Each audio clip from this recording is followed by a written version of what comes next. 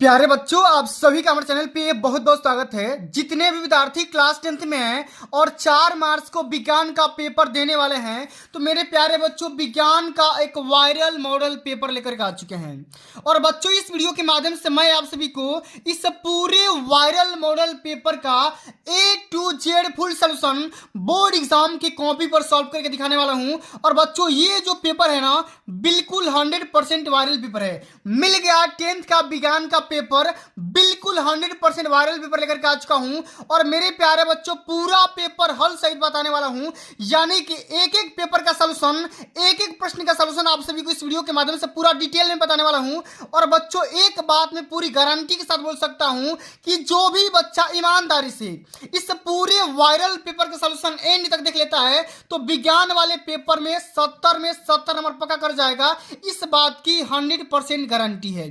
4 मार्च को यही पेपर आएगा, फुल सॉल्यूशन के साथ बताऊंगा। और मेरे प्यारे बच्चों, 4 मार्च को विज्ञान की कॉपी कैसे लिखोगे कि आप भी टॉपर के जैसे 95% मार्क्स स्कोर कर सकते हो, आज के इस वीडियो के माध्यम से पूरा डिटेल में बताने वाला हूं। और कुछ ना है तो ये वाला ट्रिक लगा देना मेरे प्यारे बच्चों, विज्ञान वाले पेपर में धुआं धुआं कर दोगे और 95% मार्क्स हर एग्जाम में आपको लाना है। पेपर कोड याद कर लो, 822 NY करके है। तो मेरे प्यारे बच्चों, बिल्कुल कॉपी कैसे लिखना है, फ्रंट पेज कैसे भरना है और कॉपी कैसे लिखोगे कि आप भी 70 में कम से कम 68 नंबर स्कोर कर सकते हैं। और फिगर वाले क्वेश्चन को कैसे बनाना है, ओम का नियम कैसे बनाना है, क्या तरीका अपनाना है, सब कुछ मैं आप सभी को डिटेल में डिस्कस करने वाला हूं। इसलिए आप सभी से हम्बल रिक्वेस्ट है, आज के इस वीडियो को मिस मत करना, शुरू से लेकर के एंड तक जरूर देख लेना। वीडियो को लाइक कर देना, शेयर कर देना, चैनल पर नए होंगे तो सब्सक्राइब कर देना। क्योंकि प्यारे बच्चों, इस वीडियो के माध्यम से मैं आप सभी को इस पूरे 100% वायरल पेपर का A to Z यहाँ पे फुल सॉल्यूशन के साथ में पोस्टमार्टम करने वाले हैं। तो सबसे पहले मेरे प्यारे बच्चों, जैसे ही पेपर आपको एग्जाम हॉल में मिलता है, सबसे पहले क्या करना, अपने यहाँ पे अनुक्रमांक और अपने यहाँ पे नाम वगैरह फिलअप करना। इतना करने के बाद मेरे प्यारे बच्चों, पूरा पेपर 70 नंबर का आपका रहने वाला है। 3 घंटा 15 मिनट में पेपर को सॉल्व करना है। प्रारंभ के 15 मिनट परीक्षार्थियों को प्रश्न पत्र पढ़ने के लिए निर्धारित है, ठीक है ना। सभी प्रश्न हल करना अनिवार्य है, एक भी क्वेश्चन को छोड़ना नहीं है। और आवश्यकता अनुसार अपने उत्तरों की पुष्टि नामांकित रेखा चित्रों के माध्यम से करना है। जहां पे फिगर बनाना है, भैया फिगर जरूर बनाकर कहिएगा, वरना फिगर में बहुत सारे नंबर कटते हैं, ठीक है। और प्रत्येक प्रश्न के निर्धारित अंक उनके सम्मुख दिए गए हैं। कौन सा क्वेश्चन कितने नंबर का है उसके सामने अंकित किया गया है। सबसे पहले मेरे प्यारे बच्चों, बात करेंगे खंड अ के सभी प्रश्नों को नस्ते नाबूद करेंगे। उसके बाद से पूरा सॉल्यूशन के साथ बताऊंगा कि आप 70 में 68 नंबर कैसे लाओगे, पूरा तरीका यहां पे समझाऊंगा, परेशान मत होना। सबसे पहले बात करेंगे पहला क्वेश्चन कि शुद्ध जल का पीएच मान कितना होता है, 0, 1, 7 या 14। तो मेरे प्यारे बच्चों, प्योर जो वाटर होता है ना, उसका शुद्ध जल कितना होता है भाई, उसका पीएच मान कितना होता है, 7 होता है। तीसरा जो ऑप्शन होगा ना, बिल्कुल यहाँ पे राइट आंसर हो जाएगा। इस बात को याद कर लो, क्योंकि भैया ये 100% वायरल पेपर है और यही क्वेश्चन पेपर में पूछा जाएंगे, इससे बाहर नहीं आएंगे। अगला क्वेश्चन है कि मनुष्य में लाल ग्रंथियों की संख्या कितनी होती है, 1 जोड़ी, 3 जोड़ी, 4 जोड़ी या 5 जोड़ी। तो प्यारे बच्चों, मानव में लाल ग्रंथियों की संख्या कुल मिलाकर के 3 जोड़ी होती है। सेकेंड ऑप्शन बिल्कुल यहाँ पे करेक्ट आंसर हो जाएगा। इस बात को हमेशा याद रख लो, क्योंकि भैया ये 100% वायरल क्वेश्चन है भाई। अगर ये पूरा देख लोगे ना भाई, 70 में सर मैं गारंटी दे रहा हूं कि आपका कोई माई का लाल नहीं रोक पाएगा, ठीक है। चलिए अगला क्वेश्चन कि जब श्वेत प्रकाश प्रिज्म में से गुजरती है तो सर्वाधिक विचलन किस कलर का होता है, ये आपको बताना है, ठीक है। ऑप्शन दिया है लाल रंग का, पीले रंग का, बैगनी रंग का या हरे रंग का। तो मेरे प्यारे बच्चों, सबसे अधिक विचलन किस कलर का होता है, तो बैगनी कलर का होता है। तीसरा जो ऑप्शन होगा ना, बिल्कुल यहाँ पे करेक्ट आंसर यहाँ पे हो जाएगा, ठीक है। सारे क्वेश्चन के एकदम बढ़िया से तैयार करके जाना है, ठीक है। अगला क्वेश्चन बोला गया है C2H6 का IUPAC नाम क्या होगा, मेथेन, एथेन, एथाइन या एथिलीन। तो क्या हो जाएगा भाई, ये हो जाएगा इथेन। क्या हो जाएगा, इथेन हो जाएगा। यहाँ पे तीसरा जो ऑप्शन होगा ना, बिल्कुल यहाँ पे राइट आंसर हो जाएगा। आगे बात करेंगे, मानव शरीर में फेफड़ों के भीतर गैसीय विनिमय से संबंध मुख्य संरचनाएं होती है, प्राथमिक वसनी, द्वितीयक वसनी, प्राथमिक उपशाखाएं या वायु कोश। तो क्या हो जाएगा इस क्वेश्चन का राइट आंसर, वायु कोश हो जाएगा। डी ऑप्शन यहाँ पे बिल्कुल राइट आंसर होगा। सारे क्वेश्चन को तैयार कर लो, 100% वायरल पेपर लेकर के आ चुका हूं। अगला क्वेश्चन कि प्रतिरोध का मात्रक क्या होता है? ओम, ओम प्रति सेंटीमीटर, ओम इंटू सेंटीमीटर या वोल्ट। तो प्यारे बच्चों प्रतिरोध का मात्रक क्या होता है? ओम होता है और इसका ये मात्रक होता है, आप सभी लोग जानते होंगे। अगला क्वेश्चन है कि होम्योस्टैसिस शब्द किसके द्वारा दिया गया था? ये आपको बताना है। डार्विन ने, फ्लेमिंग ने, कैनन ने या वाटसन ने, किसके द्वारा दिया गया था? तो बच्चों ये जो शब्द दिया गया है ना, ये कैनन के द्वारा दिया गया था। तीसरा ऑप्शन बिल्कुल यहाँ पे करेक्ट आंसर हो जाएगा। ठीक है, अगला क्वेश्चन 10⁻⁻6 मोल हाइड्रोक्लोरिक एसिड विलयन का पीएच मान कितना होगा? तो मेरे प्यारे बच्चों इस क्वेश्चन का राइट आंसर हो जाएगा सेकेंड ऑप्शन, 6 हो जाएगा। क्या हो जाएगा? 6 हो जाएगा। ये लाख से कंपेयर कर देंगे, ये -6 यहाँ पे हट जाएगा और ये +6 में चेंज होकर के इसी का विलयन का पीएच मान बता देगा। ठीक है ना। अब अगला क्वेश्चन, यकृत स्त्रावित करता है लार, अग्न्याशय रस, जठर रस या पीत रस। तो फिर बच्चों बताओ लीवर किस रस का स्त्रावण करता है? चौथा जो ऑप्शन होगा ना बिल्कुल यहाँ पे करेक्ट आंसर हो जाएगा। सारे क्वेश्चन इंपॉर्टेंट है, सभी को तैयार करना है और छोटी सी वीडियो के माध्यम से पूरा पेपर का सलूशन देखेंगे। और कल वाले पेपर में धुआं धुआं मचाना चाहते हो तो मेरे प्यारे बच्चों वीडियो को लाइक कर देना, जितना हो सके शेयर कर देना। चैनल पे पहली बार जुड़े हो सब्सक्राइब जरूर करना, ठीक ना। चलिए, कांच का अपवर्तनांक न्यूनतम होता है बैगनी रंग के लिए, पीले रंग के लिए, हरे रंग के लिए या लाल रंग के लिए। बताओ कांच का जो अपवर्तनांक होता है सबसे कम किस रंग के लिए होता है? ये होता है कांच रंग के लिए, सॉरी मतलब यहां पे लाल रंग के लिए। ठीक है ना, किस रंग के लिए? लाल रंग के लिए, रेड कलर के लिए। ठीक है, अगला क्वेश्चन है कि प्रायः कार्बनिक यौगिकों में उपस्थित बंधों की प्रकृति होती है आयनिक, सहसंयोजक, वांडरवाल्स या उप सहसंयोजक। तो क्या हो जाएगा प्यारे बच्चों? इसका हो जाएगा सहसंयोजक। क्या हो जाएगा? कार्बन से कार्बन के बीच में, कार्बन से कार्बन के बीच में जो भी बॉन्ड बनेंगे उस बॉन्ड को क्या बोलते हैं? सहसंयोजक बॉन्ड बोलते हैं। सेकेंड ऑप्शन यहाँ बिल्कुल राइट आंसर होगा। अगला क्वेश्चन है कि वायुमंडल में वसनांगों के द्वारा शुद्ध हवा को ग्रहण करना और अशुद्ध वायु को बाहर निकालना कहलाता है श्वसन, श्वासोच्छ्वास, आंतरिक श्वसन या निःश्वसन। तो क्या हो जाएगा मेरे प्यारे बच्चों इस क्वेश्चन का राइट आंसर? ऑप्शन नंबर पहला, ठीक है ना, श्वसन हो जाएगा। ठीक है ना। अगला क्वेश्चन है कि यदि एक कांच की छड़ को रेशम के कपड़े पर रगड़ा जाता है तो कांच की छड़ पर कौन सा आवेश आता है? कांच की छड़ पर ऋण आवेश, धन आवेश, अपरिवर्तित या आवेश रहित। तो कांच की छड़ पर मेरे प्यारे बच्चों यहां पर पॉजिटिव चार्ज आ जाएगा, इस बात को हमेशा याद रखना। ठीक है ना। अगला क्वेश्चन है कि स्वपोषी पोषण के लिए आवश्यक होता है कार्बन डाइऑक्साइड तथा जल, क्लोरोफिल, सूर्य की रोशनी या इनमें से सभी। तो बिल्कुल इस क्वेश्चन का राइट आंसर हो जाएगा इनमें से सभी, क्योंकि स्वपोषी पोषण ऐसे जीव जंतु जो अपना भोजन स्वयं तैयार करते हैं उनके लिए कार्बन डाइऑक्साइड, जल, क्लोरोफिल और सूर्य की रोशनी सभी चाहिए भाई। ठीक है ना। अगला क्वेश्चन क्या है कि ऐसी कौन सी धातु है जिनका प्रयोग बल्ब के फिलामेंट बनाने में किया जाता है? मैग्नीशियम, सिल्वर, प्लेटिनम या टंगस्टन। तो मेरे प्यारे बच्चों इस क्वेश्चन का राइट आंसर क्या हो जाएगा? टंगस्टन। मतलब कि यहाँ पे डी जो ऑप्शन होगा ना बिल्कुल यहाँ पे राइट आंसर हो जाएगा। ठीक है, चलिए अब आगे देख लेते हैं। अगला क्वेश्चन क्या है, जरा ध्यान से समझो कि ट्रिप्सिन पाचन में सहायता प्रदान करता है किसके पाचन में? कार्बोहाइड्रेट, प्रोटीन, वसा या ए और बी दोनों। बताओ ट्रिप्सिन किसके पाचन में सहायता प्रदान करता है? तो मेरे प्यारे बच्चों प्रोटीन हो जाएगा। सेकेंड ऑप्शन बिल्कुल यहाँ पे राइट आंसर होगा। अभी मैं पूरा सॉल्यूशन बताऊंगा, परेशान मत होना। पूरा मैं कॉपी लिखने का सही तरीका बताऊंगा, कॉपी कैसे लिखना है, न्यूमेरिकल कैसे सॉल्व करना है, सब कुछ बताऊंगा, परेशान नहीं होना है। अगला क्वेश्चन, अपवर्तन के नियम क्या होता है? द्वितीय नियम। तो एंगल जो आपका आई होता है वो एंगल आर के बराबर होता है, angle I equal to angle R होता है। ठीक है ना। तो यहाँ पे क्या हो जाएगा? एंगल आई, ठीक है ना, एंगल आई बराबर एंगल आर हो जाता है। ठीक है, तो यहाँ पे पहला जो ऑप्शन होगा बिल्कुल यहाँ पे राइट आंसर हो जाएगा, कहीं ना कहीं ये आर है। ठीक है ना। इस प्रकार से सारे क्वेश्चन का अटेम्प्ट करेंगे। अगला क्वेश्चन है कि आधुनिक आवर्त वर्गीकरण का आधार क्या है? परमाणु भार, परमाणु क्रमांक, संयोजकता या रासायनिक क्रियाशीलता। तो क्या हो जाएगा? परमाणु क्रमांक हो जाएगा, एटॉमिक नंबर हो जाएगा। इसी के माध्यम से हम किसी भी परमाणु के सारे गुणधर्म तैयार कर लेते हैं, याद कर लेते हैं। अगला क्वेश्चन है कि निम्नलिखित में से कौन सी रुधिर कणिकाएं शरीर में आए हुए हानिकारक जीवाणुओं को नष्ट करने का काम करती है? WBC श्वेत रुधिर कणिकाएं, RBC मतलब कि लाल रुधिर कणिकाएं, प्लेटलेट्स या हीमोग्लोबिन। तो क्या हो जाएगा? श्वेत रुधिर कणिकाएं हो जाएंगे। यानी कि WBC हो जाएगा। ठीक है, यानी कि हमारा पहला जो ऑप्शन होगा ना बिल्कुल यहाँ पे करेक्ट आंसर हो जाएगा। आगे बात करेंगे प्यारे बच्चों कि विद्युत बल्ब के चपड़े पर लगे टांके होते हैं जस्ते के, कापर के, पीतल के या इनमें से कोई नहीं। तो विद्युत बल्ब के चपड़े पर लगे टांके किसके बने होते हैं? वो बने होते हैं जिंक के। किसके बने होते हैं? जिंक के, मतलब कि जस्ते के बने होते हैं। ठीक है ना, तो पहला यहाँ पे ऑप्शन नंबर बिल्कुल यहाँ पे राइट आंसर हो जाएगा। अब मेरे प्यारे बच्चों बात करेंगे खंड ब। अब ये जो सेक्शन होता है ना ये 50 नंबर का पूछा जाता है। कॉपी कैसे लिखना है, क्या तरीका अपनाना है, पूरा मैं तरीका बताऊंगा फुल सोल्यूशन के साथ में। 70 में सर पाना है ना, पूरा सोल्यूशन देखना है ना, आप लोग देख लो एकदम बिल्कुल। ये वायरल पेपर लेकर के आ चुका हूं, यही पेपर सेम टू सेम आपको कल वाले पेपर में देखने को मिल जाएगा।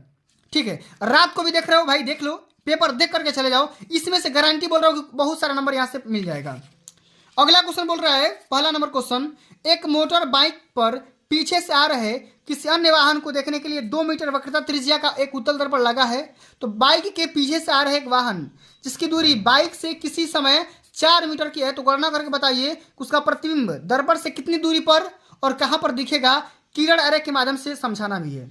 ठीक है, तो बिल्कुल सरल सा क्वेश्चन है, इसी प्रकार से आपको बोर्ड कॉपी भरना है। और यहाँ पे आ जाएंगे सबसे पहले प्यारे बच्चों, यहाँ पे वर्णात्मक प्रश्न और यहाँ पे लिख देंगे खंड ब।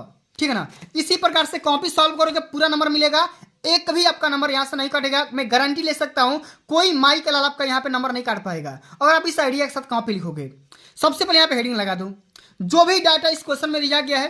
ठीक है ना, रेडियस का मान दिया गया, यहाँ पे दिया गया है रेडियस का मान 2 मीटर, यू का मान माइनस का 4 मीटर हमेशा होता है निगेटिव, भी का मान आपको निकालना है, ए बराबर यहाँ पे निकाल लो r/2 होता है, 2/2 यानी कि आर का मान यहाँ पे निकल जाएगा 2/2, मतलब एफ का मान कितना हो जाएगा 1 मीटर।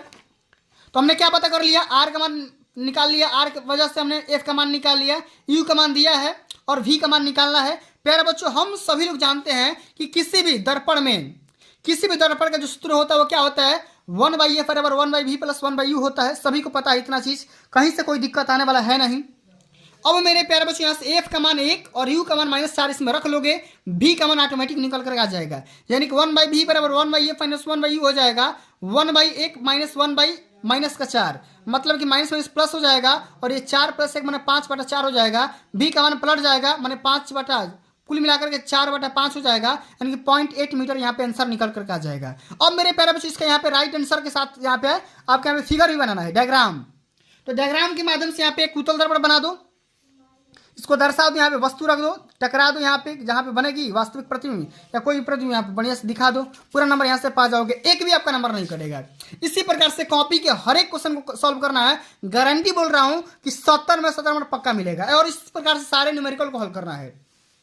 ठीक है ना, चलिए अब अगला क्वेश्चन क्या बोला गया है जरा ध्यान दो। ये वाला क्वेश्चन कह रहा है कि निकट दृष्टि दोष से पीड़ित एक व्यक्ति अधिक से अधिक 100 मीटर की दूरी तक ही देख सकता है।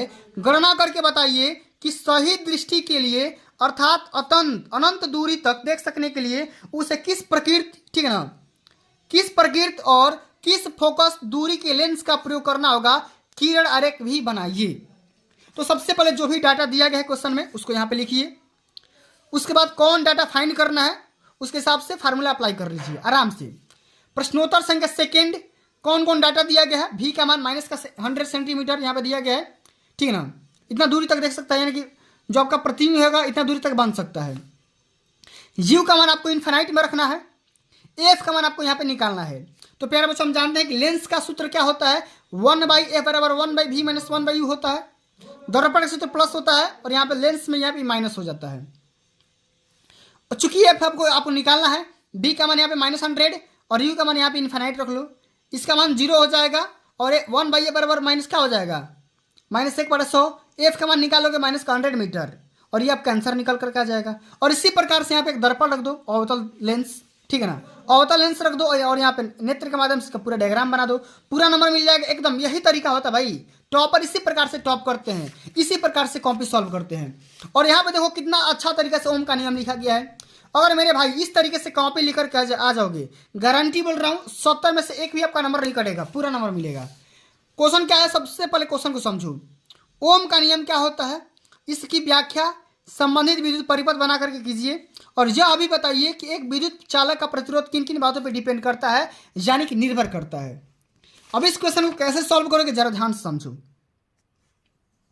इसमें लिखेंगे प्रश्नोत्तर संख्या तीसरा, ओम का नियम हेडिंग लगाएंगे, लिखेंगे इस नियम के अनुसार स्थिर तापमान पर दो बिंदुओं के बीच एक चालक के माध्यम से प्रवाहित होने वाली विद्युत धारा दो बिंदुओं पर वोल्टेज के समानुपाती होती है और इसका जो परिपथ होगा वो निम्न प्रकार होगा। कैसे होगा, यहाँ पे देखो वोल्ट मीटर, ए मीटर, प्रतिरोध तार, कुंजी और ये धारा कंट्रोलर, इस प्रकार से संयोजित कर देंगे और इसके बीच का ग्राफ भी बना देंगे वोल्टेज और यहाँ पे करंट में, ठीक है ना, इस प्रकार से।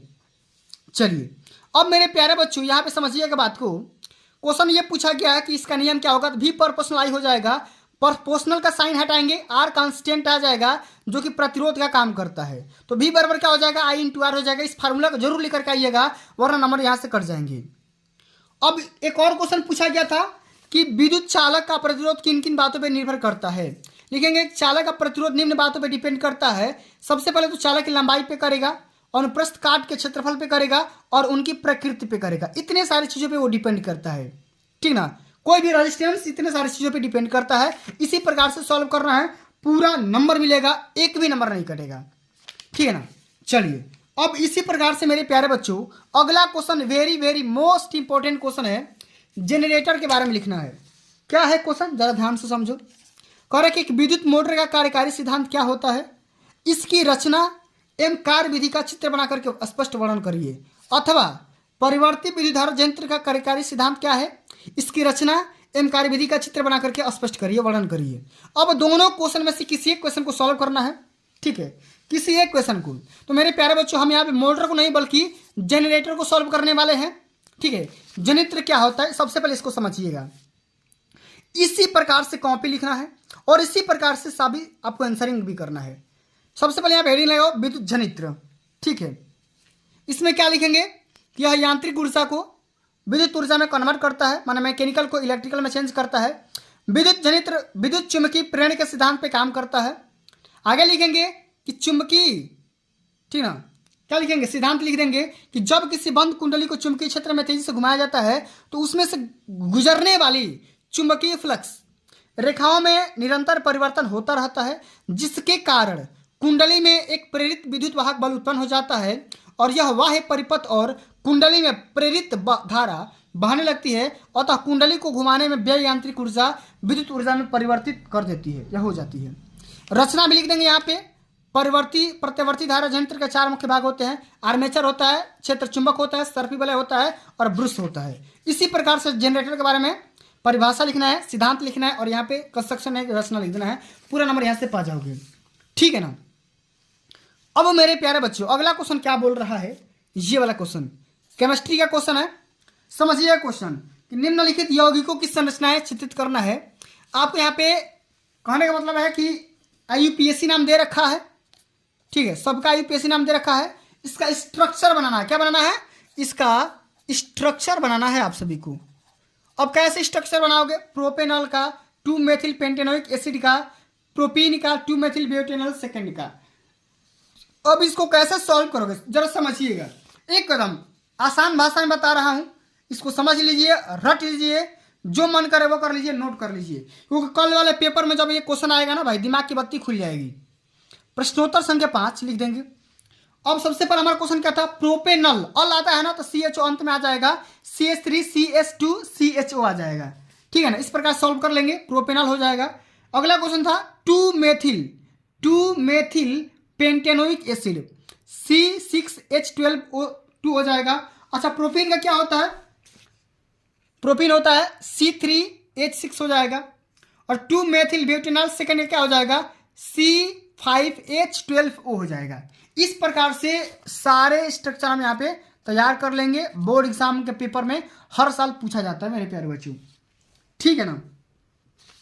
अगला क्वेश्चन क्या बोल रहा है कि सोडियम, मैग्नीशियम और एल्युमिनियम वे तत्व हैं जिनमें संयोजकता इलेक्ट्रॉनों की संख्या क्रमशः 1, 2, 3 है।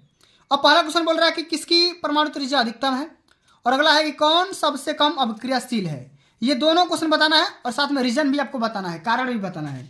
तो मेरे प्यारे बच्चों इस क्वेश्चन को कैसे सॉल्व करोगे जरा ध्यान से समझिएगा। प्रश्नोत्तर संख्या यहाँ पे छठा तो लिख दोगे। पहला क्वेश्चन क्या बोला गया था, किसकी परमाणु त्रिज्या अधिकतम है, तो सोडियम का परमाणु आकार बड़ा है क्योंकि परमाणु आवेश में वृद्धि होने के कारण परमाणु आकार बाएं से दाएं जाने पर घट जाता है। इस प्रकार से लिख देंगे। अगला क्वेश्चन ये पूछा गया था कि सबसे कम अपक्रियाशील पदार्थ कौन सा है, तत्व कौन सा है, एलिमेंट कौन सा है। तो एल्युमिनियम सबसे कम या सबसे प्रतिक्रियाशील है, क्योंकि इलेक्ट्रॉन खोने की प्रवृत्ति बाएं से दाएं जाने पर कम हो जाती है। इस प्रकार से लिख देंगे, पूरा काम तमाम हो जाएगा। ठीक है ना। चलिए अब मेरे प्यारे बच्चों अगला जो हमारा क्वेश्चन आता है ना, ये वाला क्वेश्चन जरा ध्यान दीजिएगा। 7वां नंबर क्वेश्चन। अब 7वां नंबर क्वेश्चन दो प्रकार का आता है। एक तो रासायनिक समीकरण को संतुलित करने के लिए आता है, और एक तो ये वाला आता है अथवा करके आप सभी को रिएक्शन करना होता है वियोजन पे, संक्षारण पे या सतलेपन पे। ठीक ना। इस प्रकार से या तो तीनों पे टिप्पणी लिखिए और नहीं तो सबको यहाँ पे बैलेंस कीजिए। तो बैलेंस करके दिखा दे रहा हूँ, बहुत सारे बच्चों को इसमें डाउट रहता है। प्लास्टर ऑफ पेरिस किसके साथ रिएक्शन करके जिप्सम का निर्माण करेगा? हाइड्रोजन और क्लोरीन मिलकर के क्या बनाएंगे? जिंक कार्बोनेट जिंक ऑक्साइड के साथ साथ और क्या क्या बनाएगा ये आपको बताना है। मैग्नीशियम किसके साथ रिएक्शन करके मैग्नीशियम क्लोराइड और साथ में हाइड्रोजन बनाएगा। सभी को एक एक चीज को समझते हैं। तो प्लास्टर ऑफ पेरिस का केमिकल फार्मूला क्या होता है पता होना चाहिए। CaSO4 डॉट हाफ H2O होता है, ये प्लास्टर ऑफ पेरिस हो जाएगा। और ये जल के साथ क्रिया करके जिप्सम बना लेगा, मतलब कि CaSO4 डॉट 2H2 हो जाएगा। ठीक है। अब हाइड्रोजन और क्लोरीन, अब ये दोनों आपस में क्रिया करेंगे तो क्या बनाएंगे? हाइड्रोक्लोरिक एसिड बना लेंगे, HCl बना लेंगे। जिंक कार्बोनेट टूटेगा तो जिंक ऑक्साइड में और साथ में या ऑक्सीजन में टूट जाएगा। ठीक है। इसी प्रकार से मैग्नीशियम किसके साथ क्रिया करके मैग्नीशियम क्लोराइड और हाइड्रोजन बनाएगा? तो ये हाइड्रोक्लोरिक एसिड के साथ मिलकर क्रिया बना कर लेगा। इसी प्रकार से बेरियम क्लोराइड, यहाँ पे देखो बेरियम क्लोराइड, ठीक ना, बेरियम क्लोराइड सल्फ्यूरिक अम्ल के साथ क्रिया करके क्या बनाएगा? हाइड्रोक्लोरिक बनाएगा, एसिड बनाएगा और क्या बनाएगा मेरे प्यारे बच्चों? बेरियम सल्फेट बनाएगा, BaSO4 बना लेगा। इसी प्रकार से सिल्वर नाइट्रेट सोडियम आयोडाइड मिल करके क्या क्या बनाएंगे? सोडियम नाइट्रेट तो बनाएंगे ही, आप सभी को सिल्वर आयोडाइड भी बना लेंगे। ठीक है ना। तो इस प्रकार से आप सभी को सारे रिएक्शन को कंप्लीट करना है। ठीक है। अगला क्वेश्चन क्या है जरा ध्यान से समझो। अगला क्वेश्चन मेरे प्यारे बच्चों बोल रहा है प्रश्नोत्तर संख्या 8वां। ठीक है ना। ये वाला मेंडल के नियम क्या है उनको उनके चित्रों के द्वारा समझाइए। मेंडल के नियम क्या होता है? तो मेंडल ने बताया कि दो विपरीत युग्मक में से केवल एक युग्मक के लक्षण पहली पीढ़ी में दिखाई देते हैं और दूसरा उपस्थित होते हुए भी दिखाई नहीं देता है। और इसने एक और नियम दिया था पृथक्करण का नियम। तो किसी संकर में उपस्थित प्रत्येक लक्षणों के वैकल्पिक स्रोतों का अपनी पीढ़ी में एक निश्चित अनुपात 3:1 के अनुपात में पृथक हो जाता है। ये दूसरा नियम दिए थे। ठीक है। अब अगला क्वेश्चन क्या है, क्वेश्चन समझिएगा। क्या है क्वेश्चन मेरे प्यारे बच्चों? अगला जो हमारा क्वेश्चन है ना, बोल रहा है कि पुष्प में निषेचन क्रिया को प्रदर्शित करने के लिए स्त्री केसर के लंब काट का नामांकित चित्र बनाइए और वर्णन करिए। कैसे करेंगे? यहाँ पे देखो परागकण वर्तिका, नर युग्म, पराग नली, अंडाशय और ये मादा युग्मक। अब इसी के बारे में यहाँ से बढ़िया से लिख दो। ये पूरा पुष्प है, पुष्प का यहाँ पे पूरा फिगर बताया गया है और यहाँ से लेकर यहाँ तक भाग स्त्री केसर का होता है। लिखेंगे एक निषेचन प्रक्रिया में पौधे में यौन प्रजनन की प्रक्रिया है जो परागकण नली के परागण, ठीक ना, और अंकुरण के बाद होती है। और नर युग्मक यानी पराग का मादा युग्मक यानी कि डिंब के साथ संलयन से एक द्विगुणित युग्मनज को जन्म देना निषेचन कहलाता है। ठीक है ना। इस प्रकार से सॉल्व कर लेंगे। अगला क्वेश्चन हमारा क्या है समझिएगा कि वन संरक्षण क्यों जरूरी होता है, क्यों आवश्यक होता है, इसके बारे में डिटेल में लिखना होगा। लिखेंगे कि वन विभिन्न पशुओं प्रजातियों को आवास प्रदान करता है। यह दुनिया के 80% स्थलीय जैव विविधता का घर है और कई अलग अलग मानव प्रजातियों के लिए आजीविका भी प्रदान करता है। हालांकि जंगलों के खत्म होने का मतलब पेड़ों का खत्म नहीं है, साथ ही साथ संपूर्ण परिस्थितियों को भयानक परिणामों के साथ साथ विघटित होने लगता है। इस प्रकार से लिख देंगे। अंत में एक और भी क्वेश्चन पूछा गया है, नेफ्रॉन मतलब कि वृक्काणु का संरचना स्ट्रक्चर बनाने के लिए ये वाला क्वेश्चन। नेफ्रॉन की रचना कार्यविधि के बारे में लिखना है, नहीं तो पाचन तंत्र के बारे में आपको डिटेल में समझाना है। तो सबसे पहले हम समझ लेते हैं नेफ्रॉन क्या होता है, वृक्काणु क्या होता है। वृक्काणु का यहाँ पे फिगर दिखाया गया, ये मूत्रवाहिनी होता है, ठीक है ना। यहाँ पे मूत्राशय होता है, आराम से इसको फिगर बना सकते हैं। इसमें लिखेंगे कि प्रत्येक वृक्क में लगभग 10 लाख, ठीक ना, वृक्क नलिकाएं या नेफ्रॉन होते हैं। प्रत्येक वृक्क नलिका का आरंभ प्याले जैसे रचना से होता है जिसे वोमेन संपुट कहते हैं और यह कोशिका गुच्छ नामक रक्त कोशिकाओं को एक जाल को घेरता हुआ रहता है। इस प्रकार से आप सभी को सारे क्वेश्चन को अटेम्प्ट करना है, ठीक है ना। तो मेरे प्यारे बच्चों आज के लिए बस इतना ही। अगर आप इस आइडिया के साथ पूरा कॉपी हल करके आते हो तो मैं गारंटी दे सकता हूं कि आप 70 में 70 नहीं तो बल्कि कम से कम 70 में 65-68 नंबर तो आसानी से गेन कर जाओगे। इस बात की 100% गारंटी है, ठीक है ना। तो प्यारे बच्चों आज के लिए बस इतना ही, मिलते हैं अगली वीडियो में। अगर ये वीडियो आप सभी को अच्छी लगी होगी, हेल्पफुल लगी होगी, तो वीडियो को ज़्यादा से ज़्यादा लाइक करना है, ठीक ना, फिर कमेंट करना है, जितना हो सकेगा उस वीडियो को शेयर कर देना है, और अंत में मेरे प्यारे बच्चों चैनल को सब्सक्राइब भी कर लेना है, ठीक ना। इतना सारा काम आपको करना है। कल वाले पेपर में धुआं धुआं करना चाहते हो तो भाई पूरा वीडियो को देख लेना, 2-3 बार देख लेना, पूरा पेपर तैयार करके जाना, क्योंकि इसी में से 50 से लेकर के 60 नंबर तक, माने 50 प्लस ही नंबर आएंगे, ठीक है ना। इस बात को भरोसा रखो। तो चलिए मिलते हैं अगली वीडियो में, तब तक के लिए जय हिंद, जय भारत, वंदे मातरम।